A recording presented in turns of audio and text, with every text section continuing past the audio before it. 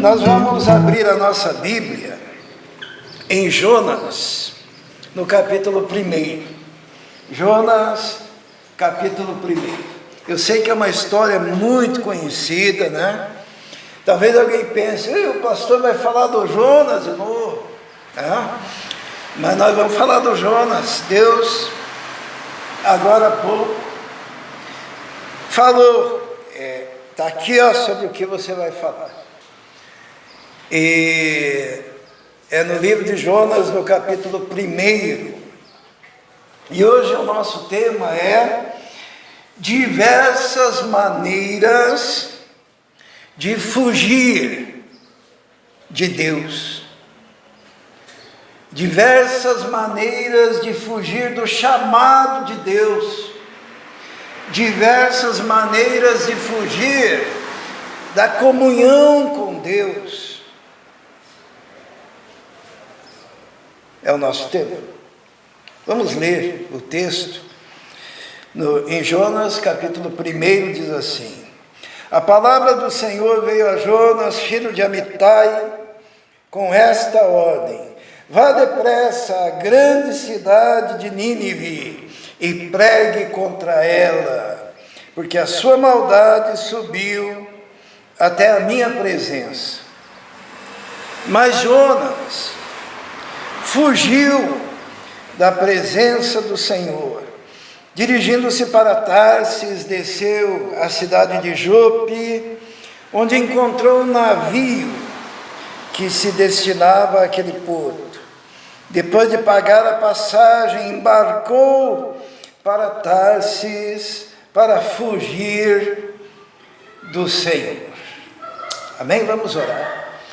Senhor, pedimos agora que o Teu Espírito Santo esteja nos orientando, nos abençoando, que o sopro do Senhor Todo-Poderoso esteja, Senhor, nos dando o entendimento da Tua Palavra e a aplicação da Tua Palavra na nossa vida. Te pedimos isso, Senhor, em nome de Jesus. Amém. Deus havia dado uma ordem para Jonas, todos sabem, né? E algumas palavras: vá depressa à grande cidade de Nínive. Nínive é a capital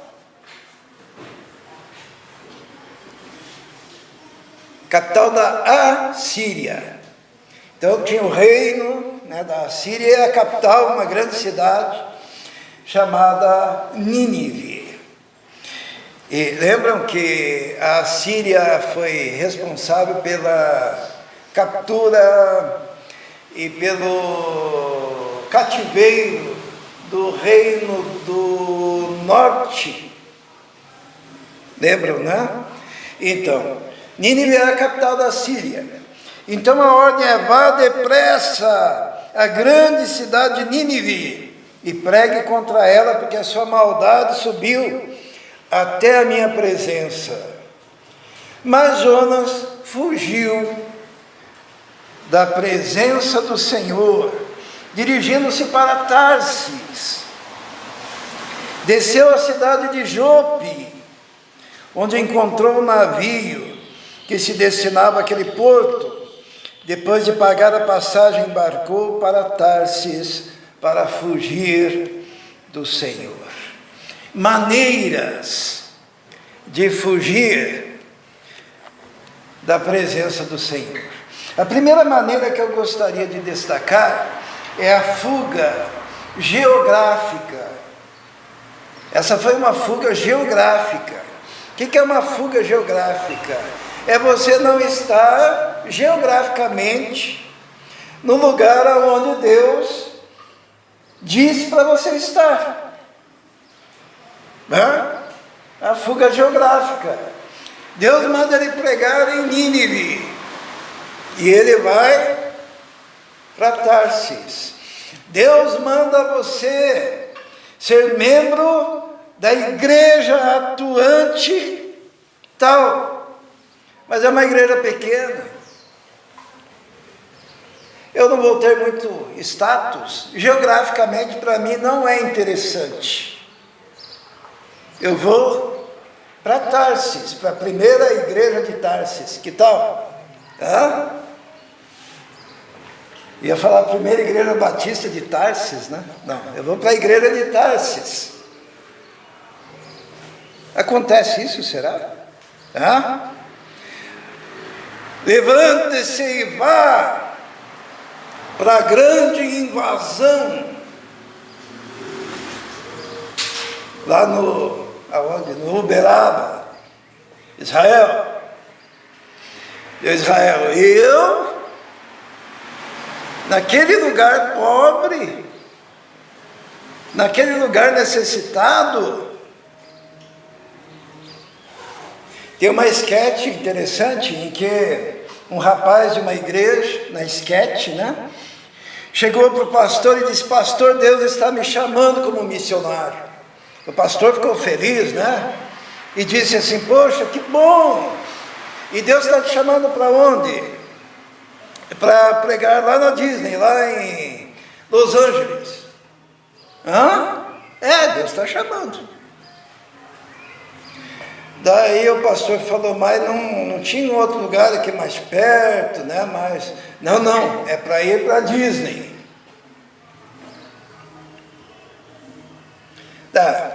A igreja acho que não vai ter muito recurso para mandar você para a Disney, né? Para pregar o evangelho da Disney. O pastor já sacou, né? Sacou o golpe. Não que lá em Los Angeles eles não, eu nem sei se é em Los Angeles, né? Em Orlando, né? Eles não estão precisando de missionários. Mas num segundo momento, ele chega: pastor, Deus agora me mostrou corretamente onde que eu devo ser mandado como missionário, em Dubai. Ótimo. Se Deus realmente mandou. Mas muitas vezes nós queremos escolher a geografia da nossa vida. Existem maneiras de fugirmos das ordens de Deus. E a primeira fuga é uma fuga geográfica. Nós não queremos trabalhar em tal lugar, por esse motivo, por aquele motivo, por causa das dificuldades. E nós escolhemos outros lugares que para nós são melhores. O motivo do Jonas era um motivo ideológico. Ele não amava aquele povo de Nínive. Ele não queria que aquele povo fosse salvo. Aquele povo era um povo inimigo.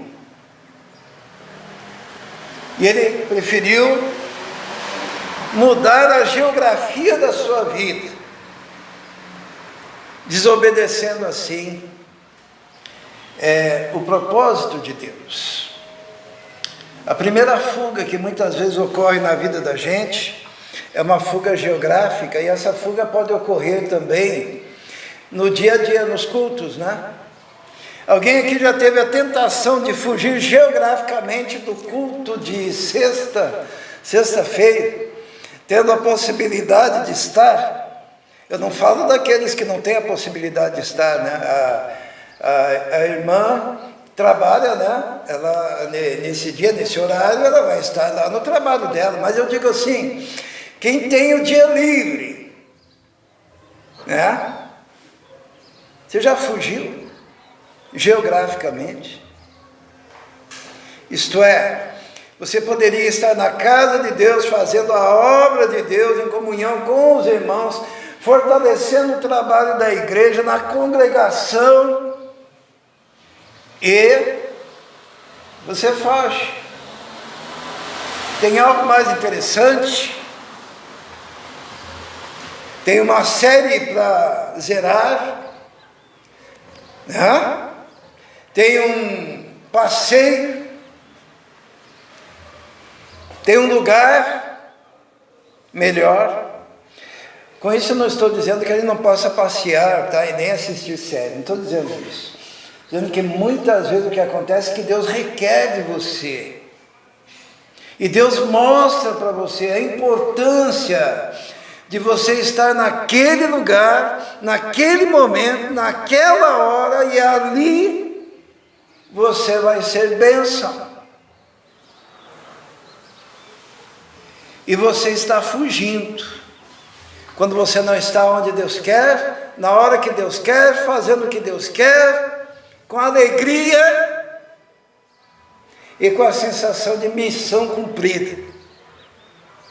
A primeira fuga é a fuga geográfica.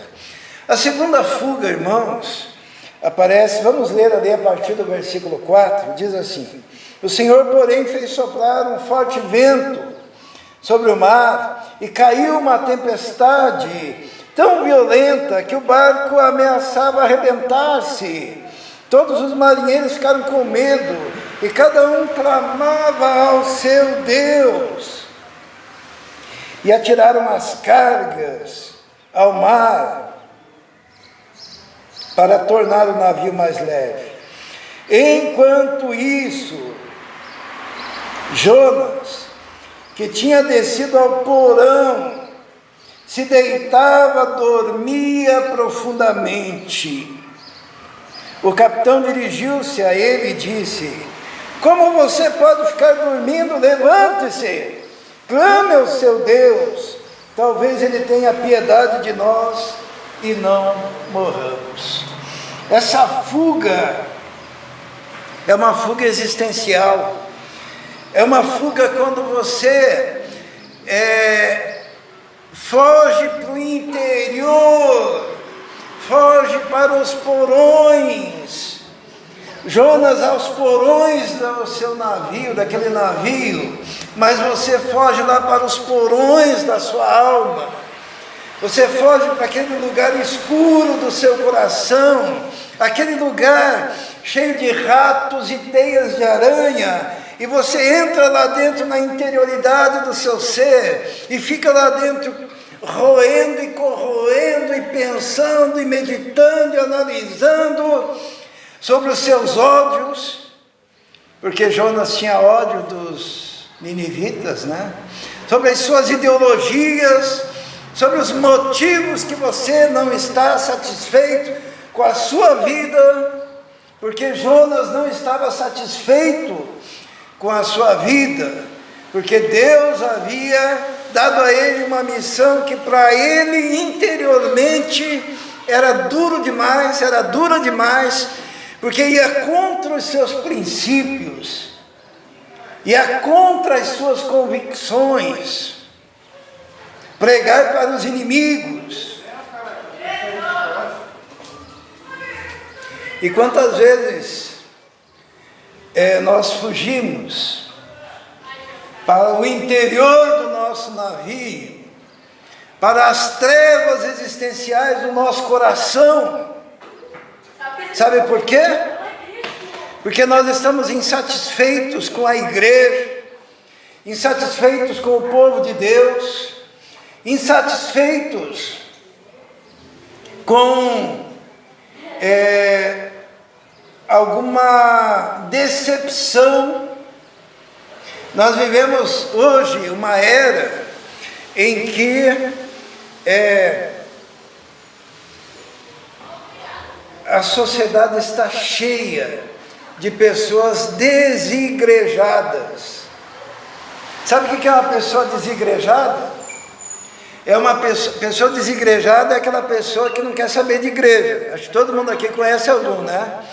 É uma pessoa que está fugindo de Deus geograficamente, e é uma pessoa que resolveu se esconder no porão do seu próprio coração, e ela fica lá remoendo por que ela não quer saber de igreja, por que ela não quer saber de crente, por que ela não quer saber de estudo bíblico, e ela diz: eu posso ser independente, eu posso viver sozinho, eu me basto no porão do meu navio. Tem muita gente assim. E Jonas estava ali. O barco, a tempestade, os marinheiros preocupados, e ele no porão, dormindo o sono da sua indiferença, dormindo o sono da sua desobediência. E vem aquele marujo, aquele capitão do navio, e diz: o que você está fazendo aí? Clame ao teu Deus. O navio vai afundar, a gente já jogou as cargas. E ele lá. Sabe, quando a gente anda evangelizando por aí, a gente descobre um bando de gente assim.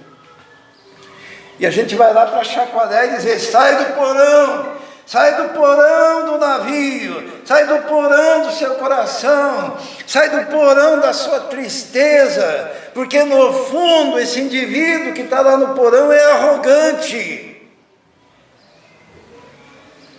é orgulhoso, além de ser, considerar-se superior aos demais. Dizendo que ele se basta. A segunda fuga, então, é a fuga existencial. A terceira fuga é muito interessante, porque uma está ligada à outra. E a terceira fuga é a fuga ministerial.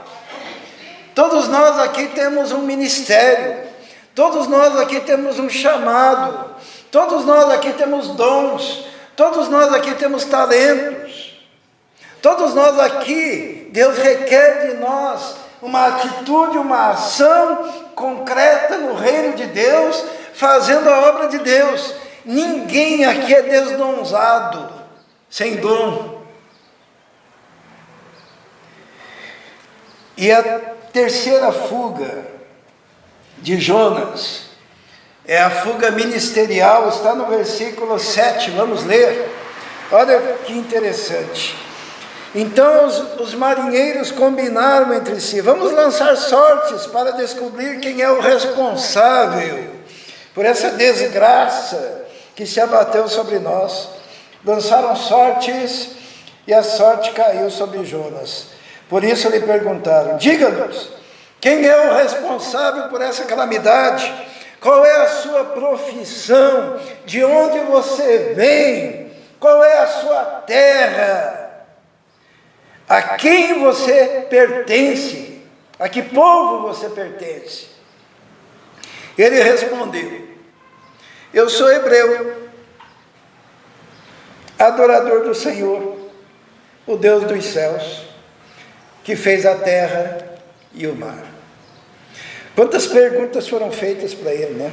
Quem é o responsável? Qual a profissão? De onde você veio? Qual é a sua terra?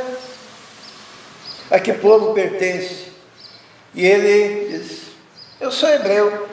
Sabe, naquela época, quando alguém era perguntado: da onde que você é? A pessoa dizia de qual terra e qual era o Deus da terra. Sabiam disso? Era praxe, seria a resposta básica, a resposta rasa. Este homem, Jonas, ele teve vergonha, ele ocultou o fato de que ele era profeta. Isso daí é uma fuga ministerial. A Marilda está lá no serviço dela, e daí alguém pergunta: fale-me de você, que aqui é basicamente sua terra, onde você mora, seus parentes, não sei o que lá.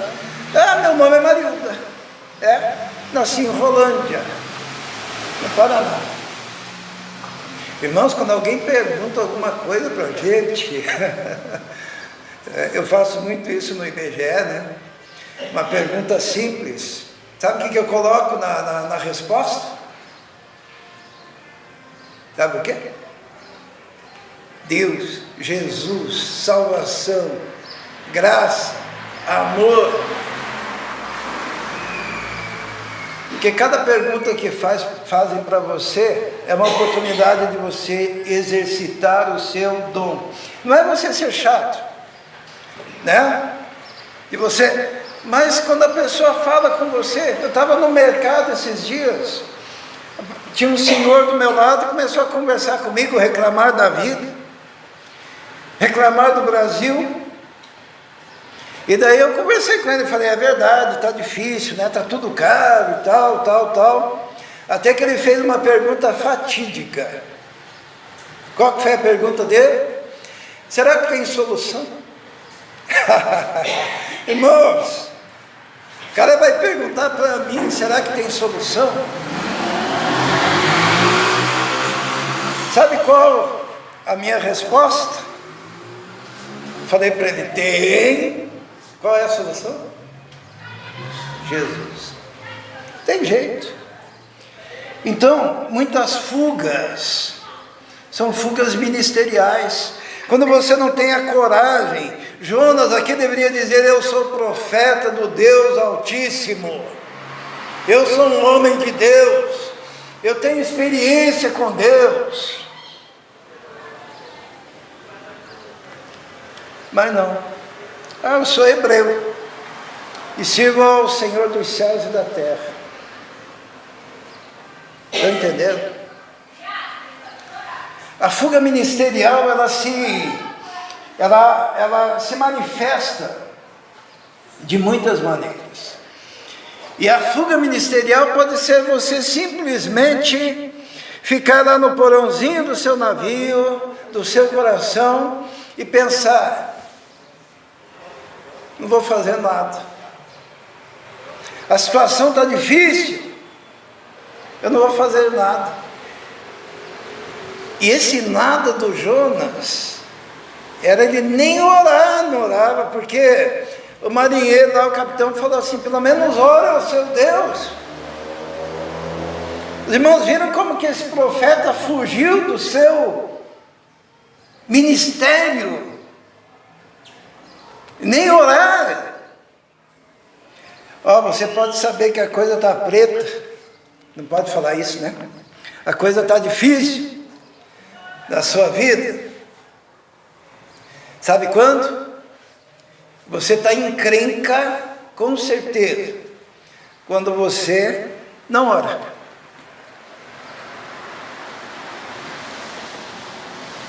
Você está em apostasia e não sabe.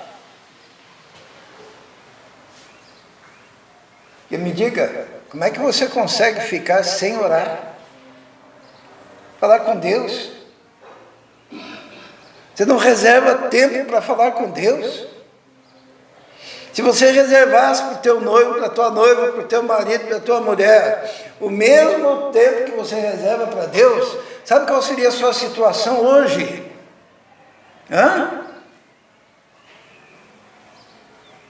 Provavelmente separado. Fernanda, dê 15 minutos para o Mateus por dia. Apenas. Ao longo de um ano. Ou ele te dá 15 minutos. Você topa? Agora com Deus, você é fuga. A quarta fuga que nós encontramos é a fuga da existência. Daí é um caso mais sério, né? Vamos ler. Quer dizer, todos são muito sérios, mas aqui é um caso fatal, né? Versículo 10, olha o que diz ali, ó. Então, versículo 10, Jonas, capítulo 1. Então os homens ficaram apavorados e perguntaram, o que foi que você fez, Jonas? Pois sabiam que Jonas estava fugindo do Senhor, porque ele já lhes tinha dito, visto que o mar estava cada vez mais agitado, eles lhe perguntaram, o que devemos fazer com você, para que o mar se acalme? Respondeu ele, peguem-me e joguem-me ao mar, e ele se acalmará, pois eu sei que é por minha causa que esta violenta tempestade caiu sobre nós. Essa é a fuga da vida. Ele, em outras palavras, disse aos marujos, matem-me, e tudo se resolve. Tem muita gente nesse mundo aí que acha que tudo se resolve com o suicídio, com a morte, né? Matem-me.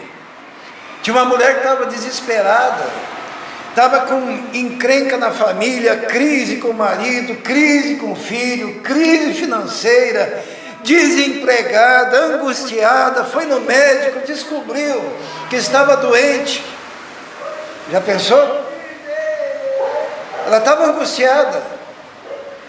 E daí ela pegou lá um Uber. E num determinado lugar ela disse assim: me deixa aqui. E era de madrugada, cidade grande. Mas o motorista do Uber disse: se a senhora quer. Deixou ela lá, e ela foi andar pela rua. Nisso, quando ela estava passando perto de uma árvore, pulou em cima da árvore um cara com um revólver. Me dá seu celular, seu celular, seu celular. Ela olhou para ele com um sorriso e disse: não dou. Me dá aí seu celular. Não, me mate. Daí o assaltante se assustou. E ele disse: o quê? Me mate, por favor, me mate, me mate. E o assaltante começou a correr, ela começou a correr atrás dele e disse: por favor, me mate. Tal era o desespero daquela mulher, que nem Jonas. Jonas achava que a solução era fugir da vida, fugir da existência.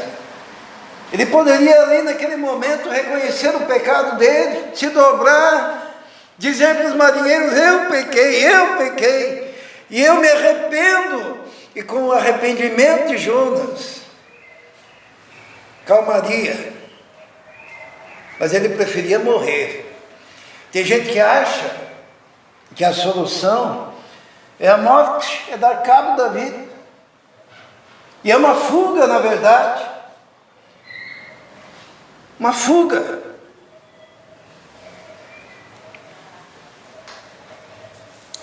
Sabe, tem muita gente fugindo de Deus. Muita gente fugindo de Deus. Mas o que eu acho mais interessante no livro de Jonas é a persistência de Deus em falar com o fujão, né? Como Deus insiste em chamar, como Deus insiste em tocar a pessoa, como Deus usa diversos meios e maneiras para chacoalhar o indivíduo, para que ele perceba que ele precisa ouvir a voz de Deus. Nós vimos diversas maneiras de fugir de Deus. Agora nós vamos ver maneiras como Deus falou com Jonas. A primeira maneira como Deus falou com Jonas está no versículo 1. O que diz ali? A palavra do Senhor veio para quem? Para Jonas. Irmãos, é muito interessante. Às vezes, o pastor prega e alguém sai ofendido e diz assim: foi para mim, né? Foi para mim. Em vez da pessoa ficar ofendida, por que ela não disse: louvado seja, o Senhor falou comigo? Tá? É Deus falando e a pessoa recusando ouvir. É Deus falando e a pessoa recusa ouvir. E Deus fala de novo e a pessoa não quer ouvir, porque a pessoa quer fugir. Então a forma primária como Deus se manifesta é falando através da palavra, dos pregadores, do testemunho. Sabe para que a gente vem aqui todo domingo, toda sexta, todo sábado? Para ouvir Deus falar com a gente. A palavra de Deus, ela vem Deus é um Deus que se comunica, porque Deus proibiu fazer objetos inanimados, né? Sabe por quê? Para adorar, né? Deus proibiu imagens para adorar, não é isso? Sabe por quê? Está escrito na Bíblia, porque tem boca, mas não falam, tem ouvidos, mas não ouvem, tá? E ainda diz assim: tornem-se semelhantes a estas imagens aqueles que a cultuam. Então Deus de verdade, Ele não é que nem uma imagem, Ele fala. E a gente foge de Deus quando não ouve. Jonas, Deus falou com ele primeiro através da palavra, né? Deus, diz o versículo 1, a palavra do Senhor veio a Jonas. A segunda maneira como Deus agiu para falar com Jonas está no versículo 4, vamos ver? O Senhor, porém, fez soprar um vento forte sobre o mar e caiu uma tempestade. Olha como Deus é bom, né? Qual foi a segunda maneira que Deus chamou a atenção do Jonas e falou com ele? Através do vento forte e da tempestade. Porque aquele vento forte e aquela tempestade era Deus dizendo: não estou me agradando de você estar fugindo. Deus usou fenômenos naturais para falar com o indivíduo. Deus fala. A terceira maneira como Deus falou com o Jonas está no versículo 6. Vamos ver lá? Diz assim: olha, prestem atenção. O capitão dirigiu-se a ele, a Jonas, né? E disse: como você pode ficar aí dormindo? Levante-se e clame ao seu Deus. Isto é, Deus usou um pagão, um incrédulo, um idólatra para falar com Jonas. Falar para ele: por que você está dormindo? Por que você não está orando? E é terrível quando Deus tem que usar um pagão para puxar a orelha da gente. Dizer: mas o que vocês estão fazendo que vocês não estão? Imagine. Lembra quando Deus usou uma mula para repreender o profeta Balaão? Deus fala. Deus usou aqui o pagão. Disse: o que você está dormindo? Vai orar.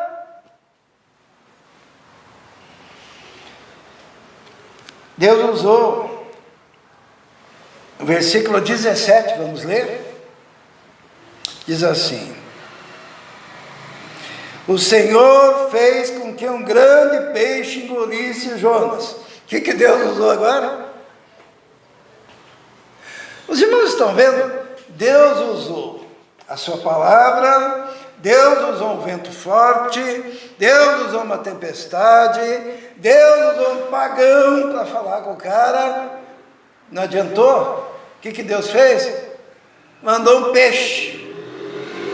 O peixe engole o Jonas. O Jonas vai para o fundo do mar e para o fundo da barriga daquele peixe, do ventre daquele peixe. E daí Deus fala com Jonas mais uma vez, capítulo 2, no versículo 7, o que diz ali? É a oração do Jonas. Ele diz assim: quando a minha alma, a minha vida já se apagava, eu me lembrei de ti, Senhor, e a minha oração subiu a ti. ao teu santo templo. No versículo 10, e o Senhor deu ordens ao peixe, e ele vomitou Jonas em terra firme.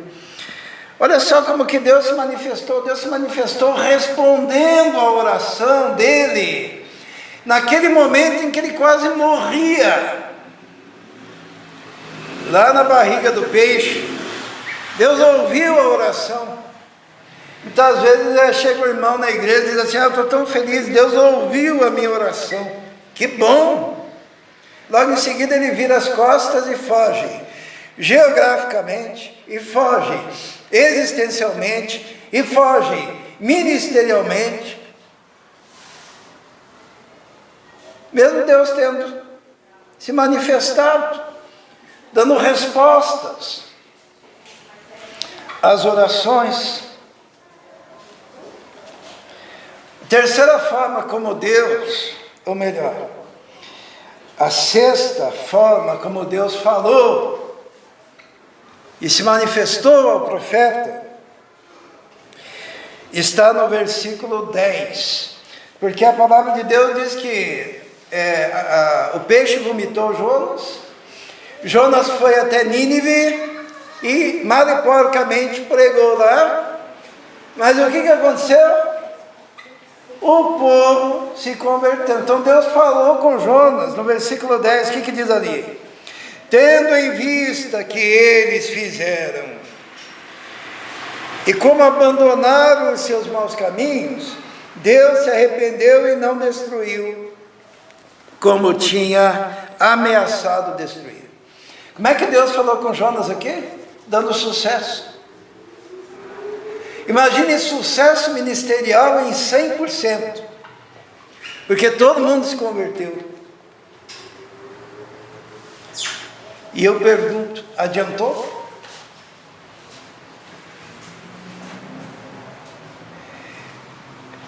Deus conseguiu sacudir o coração do Jonas?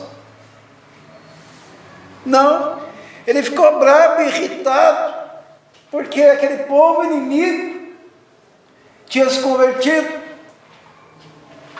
Mas Deus, ele agiu: olha, eu te tirei lá do ventre do peixe, agora você vai me obedecer e lá você vai ter sucesso. Deus se manifestou a Jonas também, está no capítulo 4, no versículo 3. Porque quando aquele povo se converteu, Jonas ficou tão indignado que olha o que ele ora. Ele diz assim: agora, Senhor, tira a minha vida, eu imploro, porque para mim é melhor morrer do que viver. E Deus se manifesta para Jonas fazendo o quê? Dizendo não à sua oração. Sabia que muitas vezes o não que Deus nos dá é manifestação do seu amor e da sua graça? O que o Jonas tinha pedido? Ele tinha pedido para morrer. O que Deus respondeu? Não. Tem gente que às vezes reclama que Deus diz não, né? Mas sabe, se Deus dissesse sim a tudo um monte de besteira que a gente fala, porque Deus está vendo lá adiante as consequências, né? Nós estaríamos. Agora Deus é tão amoroso que Ele diz não também.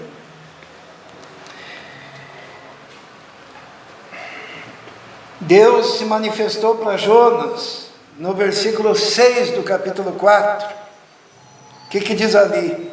Então o Senhor fez crescer uma planta sobre Jonas, para dar sombra à sua cabeça e livrá-lo do calor, o que lhe deu grande alegria. Então Deus mandou uma planta, uma boboreira, né, diz aí na versão dos irmãos, que cresceu e fez sombra. Deus é bom e Deus se comunica. Só que daí Deus mandou também, se comunicou com Jonas. Vamos ler o versículo 7. Mas na madrugada do dia seguinte, Deus mandou uma lagarta atacar a planta e ela secou-se. Deus mandou, porque Deus queria ensinar uma lição para o Jonas. Deus queria falar com ele, porque Jonas ficou alegre por causa de uma planta e ficou triste quando a planta secou e queria morrer.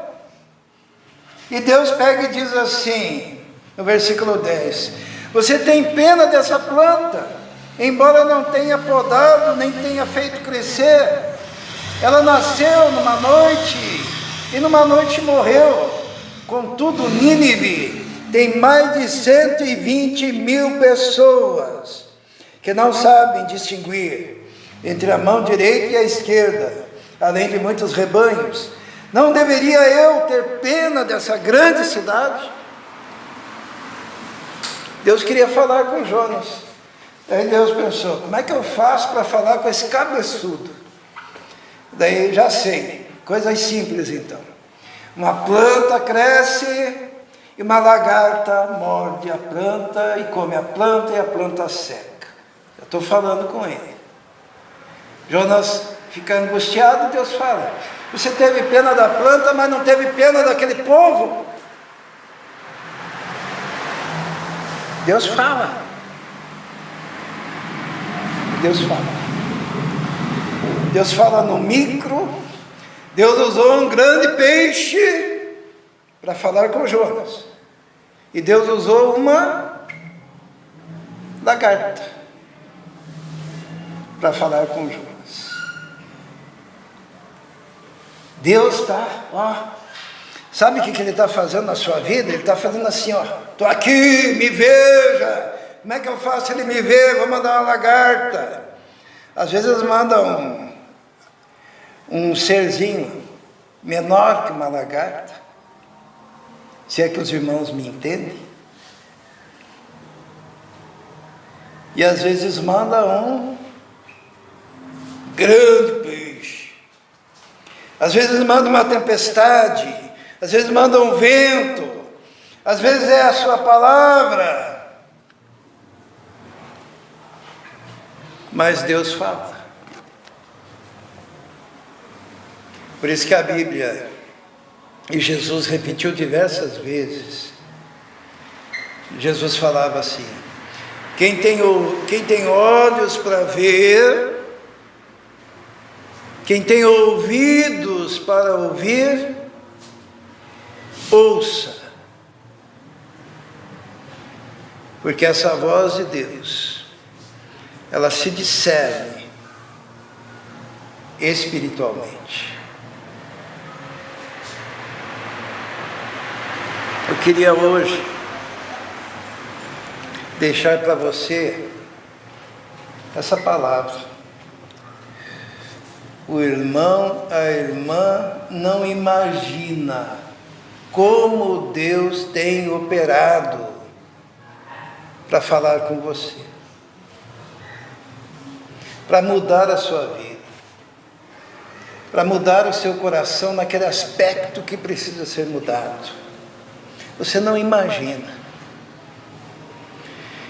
Você às vezes olha e pensa, é só uma lagarta, é só um grande peixe. Mas Deus está fazendo tantas coisas. E você não ouve. A vida da gente, nessa terra, pode ser resumida nisso. Talvez você viva 50 anos, talvez você viva 60, talvez você viva 70 anos, 80 anos, 90 anos, talvez você chegue aos 100 anos, aos 110 anos, mas a vida se resume a uma coisa: Deus querendo falar com você. E a mensagem principal: não fuja de mim. Não fuja da vocação que eu te dei.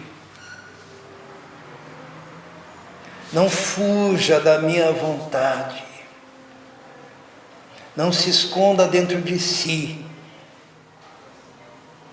Porque ainda que você esteja no ventre de um peixe no fundo do mar, ali eu estou falando contigo e você tem a oportunidade de se arrepender, de mudar. Mas depois que nós partimos dessa vida, daí só vai ter uma frase para você se você não entregou a sua vida a Jesus. Porque Deus vai continuar falando, né? Ele vai falar: apartai-vos de mim, malditos, para o fogo eterno preparado para o diabo e seus anjos. Que você não quis ouvir a voz de Deus. Mas se com toda essa ação de Deus tão maravilhosa, que mandou até o Filho dele aqui nesse mundo para falar conosco, se nós ouvirmos, nós vamos, depois que partirmos, vamos ouvir uma outra frase, que é: vinde benditos do meu Pai, e possuí por herança o reino que vos está preparado desde antes da fundação do mundo. Vale a pena ouvir a voz de Deus. Vale a pena. Vamos orar.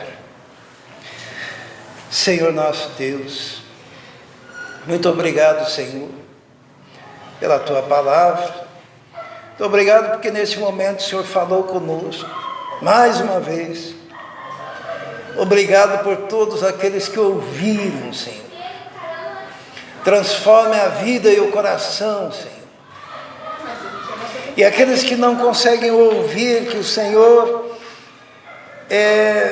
destampe os ouvidos para que possam ter a audição espiritual aguçada para ouvir a sua voz.